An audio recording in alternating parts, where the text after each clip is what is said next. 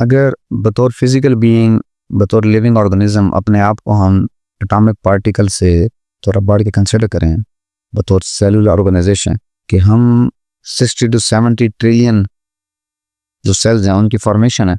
हमारा जो हर एक सेल है लिविंग ऑर्गेनिज्म का, कोई भी सेल सेल जिसको डिफाइन किया जाता है is the structural and functional unit of life. Cell तमाम जो जिंदा अजसाम है उनकी साख्त कैसी है, वो कैसे दिखते हैं, उसका जिम्मेदार है, और उसकी लाइफ की श्योरिटी का जिम्मेदार है। अब एग्जिस्टेंस के लिए उसका वजूद कैसा है, इसके पीछे सेल है। वजूद मिलने के बाद उसकी जो एग्जिस्टेंस को श्योरिटी देनी है, उसके अंदर जो केमिकल रिएक्शंस होनी है, उसको ज़िंदगी के लिए जो बुनियादी ज़रूरियात हैं, जो बेसिक एनवायरनमेंट प्रोवाइड करना है जिंदा रहने के लिए, जो बुनियादी ज़रूरतें उसको देनी है, वो सेल ने देनी है। तो स्ट्रक्चर और फंक्शन इन दोनों को रिस्पॉन्स कर रहा है सेल। और सेल जो है वो ज्योमेट्रिकली बाउंडेड है। सेल की अपनी ज्योमेट्री है। जो सेल के अंदर जितने पार्टिकल, जितने सेल ऑर्गेनेलीज हैं, जो सेल जो खुलिये के अंदर जितने उसके हिस्से हैं, उसके ऑर्गन्स कह लें, उसके पार्ट्स कह लें, हर एक की अपनी ज्योमेट्रिकल शेप है। जो सेलुलर ज्योमेट्री है, सेल के लेवल पे जो ज्योमेट्री है, वो ये बताती है कि किस तरह हर ऑर्गेनेली की जो शेप है वो सेल के स्ट्रक्चर को क्रिएट कर रही है, और साथ ही जो सेल के अंदर केमिकल रिएक्शंस हो रहे हैं, हमारी जो लाइफ है उसके पीछे हमारी बॉडी, और बॉडी के अंदर केमिकल रिएक्शंस जो हैं वो रिस्पॉन्सिबल है हमारी लाइफ के एग्जिस्टेंस की। तो और life is nothing but chemical reactions, is the continuity of chemical reactions। अब उन केमिकल रिएक्शंस की जो कंटिन्यूटी है, मतलब हमारे अंदर मेटाबॉलिज्म के तहत जो फूड ब्रेकिंग है, रेस्पिरेशन हो रही है, और हम जो सांस ले रहे हैं, ब्लड फ्लो कर रहा है, इन केमिकल रिएक्शंस के पीछे सेल के अंदर सेल ज्योमेट्री है। हर एक सेल ऑर्गेनेली की जो खास शेप है, उसकी जो स्पेसिफिक फिगर है, उसकी जो स्पेसिफिक फॉर्मेशन है, वो उस सेल ऑर्गेनेली की जो फंक्शन है उसको असिस्ट करने के लिए उसकी खास ज्योमेट्रिकल शेप उसको असिस्ट कर रही है, उसको मदद कर रही है। We are bounded to geometry. अगर बतौर ऑर्गेनिज्म हम अपने सिर्फ फेशियल एक्सप्रेशन को देख लें, अपने फेस को देख लें, तो फेस ज्योमेट्री एक अलग डिस्कशन है। किस तरह डिफरेंट शेप्स ऑफ फेसेस होती हैं, हर फेस की अपनी ज्योमेट्री होती है। उसके ऊपर पे जो ऑर्गन्स की प्लेसमेंट है, इनकी तरतीब है, आंखें, नाक, कान, ये ज्योमेट्रिकल स्ट्रक्चर्स के तहत है। हमारी एंटायर बॉडी, जो हमारी एग्जिस्टेंस है और जो हमारे प्रोसेसेस है, जो हम कोई भी एक्शन करते हैं, उसके पीछे ज्योमेट्री। और हमारे इस हैबिटेट में, इकोसिस्टम में, प्लांट्स को देख लें, तमाम एनिमल्स को देख लें, उनके स्केलेटन सिस्टम को देख लें, उनके जो न्यूरल सिस्टम, उनके अंदर जो नर्वस सिस्टम काम कर रहा है, नर्वस सिस्टम ज्योमेट्री के तहत परफॉर्म कर रहा है। तमाम किस्म के पौधों को देख लें, उसमें जितने लीव्स हैं, उनके पत्ते हैं, हर दरख्त का पत्ता दूसरे पत्ते से डिफ्रेंशिएट हो रहा है। हर पत्ते की अपनी ज्योमेट्रिकल सिग्निफिकेंस है, उसकी अपनी ज्योमेट्रिकल फाउंडेशन स्ट्रक्चर है। हमारी लाइफ की एग्जिस्टेंस तक ज्योमेट्री इन्वॉल्व है। बाकी जितने आजकल ब्रिजेस, सस्पेंशन ब्रिजेस और बड़े बड़े ब्रिजेस का बड़ा रुझान है दुनिया में,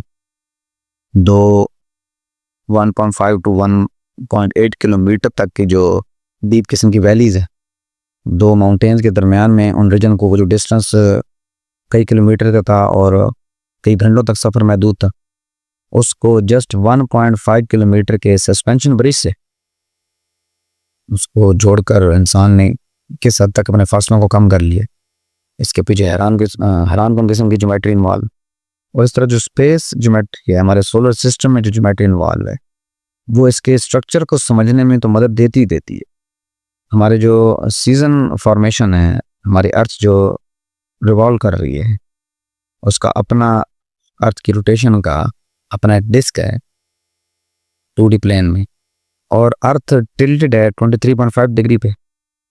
तो 23.5 डिग्री पे टिल्ट जो है इसके सीजन फॉर्मेशन में इसको हेल्प कर रहा। अब ये जो तीनों सेलेस्टियल बॉडीज हैं, ल्यूनर है, सोलर है और अर्थ है, इन तीनों की रोटेशन, अब तीनों की अपनी अपनी स्पीड है, अपने अपने मैसेज हैं, एक दूसरे से एक मेजर डिस्टेंस है। इस ज्योमेट्री से तीनों की अलाइनमेंट वेरी करती रहती है। तो कभी अर्थ जो है वो ल्यूनर और सोलर के दरमियान आ जाती है, तो कभी ल्यूनर जो है वो अर्थ और सोलर के दरमियान आ जाता है, जो इक्लिप्स हैं, सोलर और ल्यूनर इक्लिप्स। तो ज्योमेट्री ना सिर्फ इनके स्ट्रक्चर को समझाने में मदद कर रही है कि इनका स्ट्रक्चर कैसे है, बाकी सोलर सिस्टम की ऑपरेशन में ये प्रेडिक्शन में हेल्प करती है कि इनकी इस ज्योमेट्री के तहत फलां की इतनी स्पीड है, इतना डिस्टेंस है, इसका ये सर्कुलर पाथ है, इसके तहत फलां टाइम पर इक्लिप्स, फलां इक्लिप्स जो है वो अकर होगा। इसमें ज्योमेट्री हेल्प करती है। अब ज्योमेट्री की जो फाउंडेशन है उसमें बेसिक तौर पे पॉइंट है नुक्ता। ज्योमेट्री एक नुक्ते से आगाज लेती है। नुक्तों को अलाइन करके, नुकात को, पॉइंट्स को अरेंज करके जो नेक्स्ट फाउंडेशन पॉइंट है ज्योमेट्री का वो होता है लाइन, खत। तो दो पॉइंट्स, दो नुकात के दरमियान सिर्फ और सिर्फ एक जो लाइन है वो ड्रॉ की जा सकती है। No second line can be drawn from two points. दो पॉइंट्स के बीच में स्ट्रेट लाइन सिंगल ड्रॉ करेंगे। हाँ, वो अलग बात है, आप ए से बी, ए एक फर्स्ट पॉइंट है, बी सेकंड पॉइंट है, इनको मिलाने के लिए सिर्फ और सिर्फ एक लाइन काम आएगी। लेकिन ए से बी तक पहुंचने के लिए एक खम, एक कर्व या कोस कह ले, कोस से भी पहुंच जा सकता है। तो वो एक नहीं होगी, वो लातादाद किस्म है। तो इसको 3D में अगर समझें तो इसके ऊपर एक कोस है, इसके नीचे भी एक कोस है, तो ये एक एलिप्स बन गई है। या अगर इसको एक सर्कल, पूरा एक सर्कल बना लें, तो ए से बी तक पहुंचने के लिए इस स्पेस के अंदर फिर बेशुमार किस्म के सर्कल हैं हर डिग्री पे। इसको 360 डिग्री में अगर तकसीम कर लें तो 360 तो नहीं होंगे, ज़्यादा भी, बहुत ज़्यादा होंगे। तो ए से बी तक एक स्ट्रेट लाइन के तहत पहुंचना है तो वो सिंगल होगी, बाकी कर्व्स के ज़रिए पहुंचना है तो फिर बेशुमार रास्ते हैं। तो यहाँ से फिर हम अपने सोशल लाइफ के लिए ये पॉइंट भी जनरेट कर सकते हैं, इस नुक्ते को समझ सकते हैं कि किसी मंजिल तक पहुंचने के लिए जो सीधा रास्ता है वो एक ही होता है, बाकी और भी कई रास्ते निकलते हैं उस तक पहुंचने के लिए, लेकिन वो स्ट्रेट नहीं होते, सीधे नहीं होते। अच्छा, पॉइंट के बाद लाइन। अब लाइन, बहुत सारी लाइंस मिलकर एक सरफेस को, एक प्लेन को जनरेट करती हैं, पैदा करती हैं, जिसके पास 2 डायमेंशन आ जाती है। जो नुक्ता है उसके पास कोई डायमेंशन नहीं है, it's dimensionless, no length, no width, no height, zero volume, zero length. तो पॉइंट जो है नुक्ता वो आज़ाद है, किसी भी डायमेंशन के अंडर नहीं। तो आप ये कह लें कि जैसे एक नुक्ते की कोई सिग्निफिकेंस नहीं है, एक पॉइंट की, वो आज़ाद है।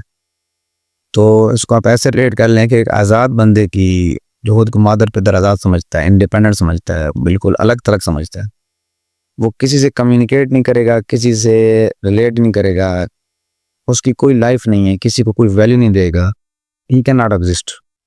इसी तरह एक पॉइंट दूसरे पॉइंट से जब रिलेट होगा तो लाइन जनरेट होगी, एक कम्युनिकेशन होगी, एक रिलेशन बिल्ड होगा। तो लाइन दो पॉइंट्स के दरमियान में एक रिलेशन है।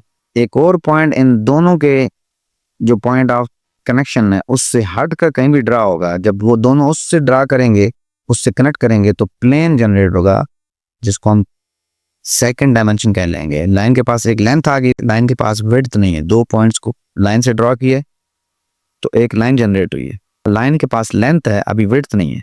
जब इन दोनों के पॉइंट ऑफ इंटरेक्शन दोनों साइड से एक्सटेंड करें, उससे आगे या पीछे कहीं पर भी कोई एक पॉइंट ड्रा करें, अब उन दोनों पॉइंट को उसके साथ जब कनेक्ट करेंगे, सेकंड और थर्ड लेंथ आ जाएगी और ये 2 डायमेंशनल हो जाएगी। अब इसको सरफेस कहेंगे। इसकी सिंपल सी मिसाल पेज ले लें। ये पेज है, ये 2 डायमेंशनल है।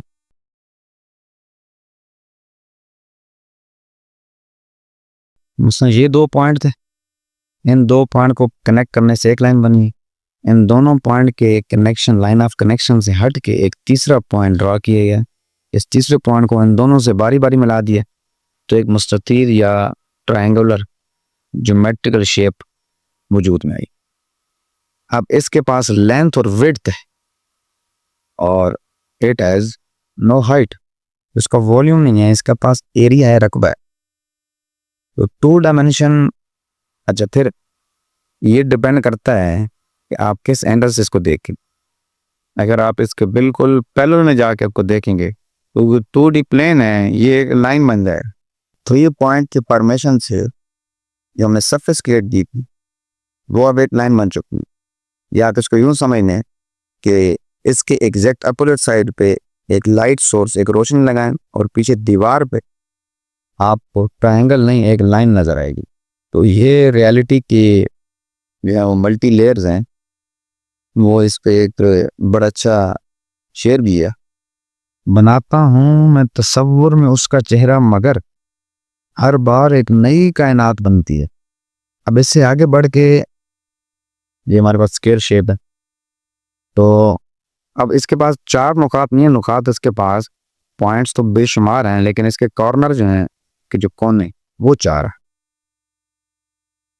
अब इस पर बेशुमार पॉइंट है इसके प्लेन पे, एक खास हाइट पर को खड़ा करें, एक पॉइंट दें, वो पॉइंट जनरेट होकर एक सॉलिड क्रिएट करेंगे जिसके पास लेंथ, विड्थ और हाइट होगी 3 डायमेंशन।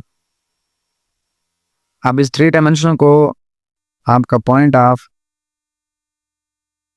रेफरेंस पॉइंट डिसाइड करेगा कि इसकी शेप क्या है।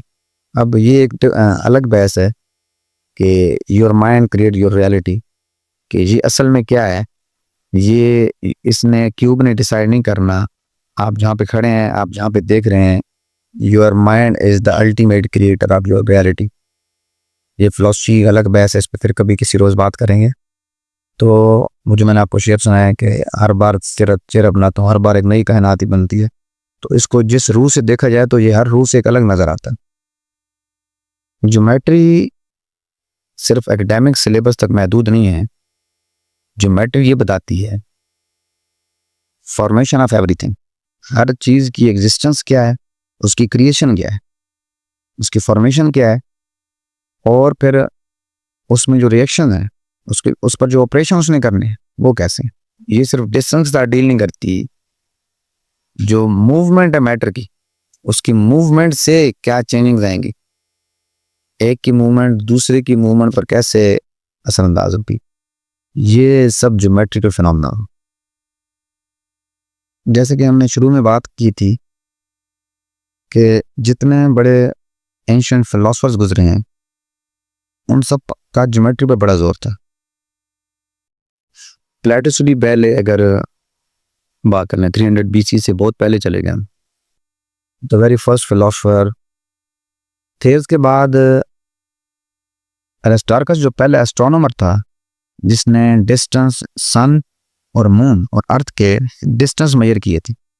आप इमेजिन करेंगे उस डिस्टेंस की कैलकुलेशन टोटली ज्योमेट्रिकल है। फादर ऑफ ज्योमेट्री यूक्लिड को कहा जाता है कि यूक्लिड ने ज्योमेट्री दी, यूक्लिडियन ज्योमेट्री उसको कहते हैं। यूक्लिडियन ज्योमेट्री ने करीबन 1000 साल तक किसी ज्योमेट्रिशियन को आने नहीं दिया। उसने ज्योमेट्री पे इतना काम किया, एलिमेंट्स उसकी बुक्स 6 वॉल्यूम है उसके, उसने तब ज्योमेट्री को इतना समझ लिया, इतना कुछ ज्योमेट्री पे लिख दिया, यही समझे जाने लगा कि जितनी भी फॉर्मेशन है, एग्जिस्टेंस है इस कायनात की, इस यूनिवर्स की, हमारी और हमारे एनवायरनमेंट की, वो बस इसी यूक्लिडियन ज्योमेट्री से कवर हो जाएगी। यूक्लिडियन ज्योमेट्री बेसिकली आप 2 डायमेंशनल ज्योमेट्री सकते हैं। जो 3 डायमेंशनल ज्योमेट्री है उसको नॉन यूक्लिडियन ज्योमेट्री कहती है। हमारे एजुकेशन सिस्टम में हायर सेकेंडरी लेवल तक यूक्लिडियन ज्योमेट्री ही पढ़ाई जाती है।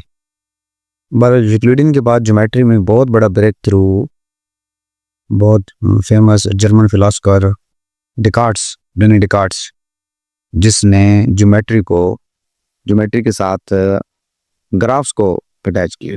कार्टेशियन प्लेन की इन्वेंशन उसके से है।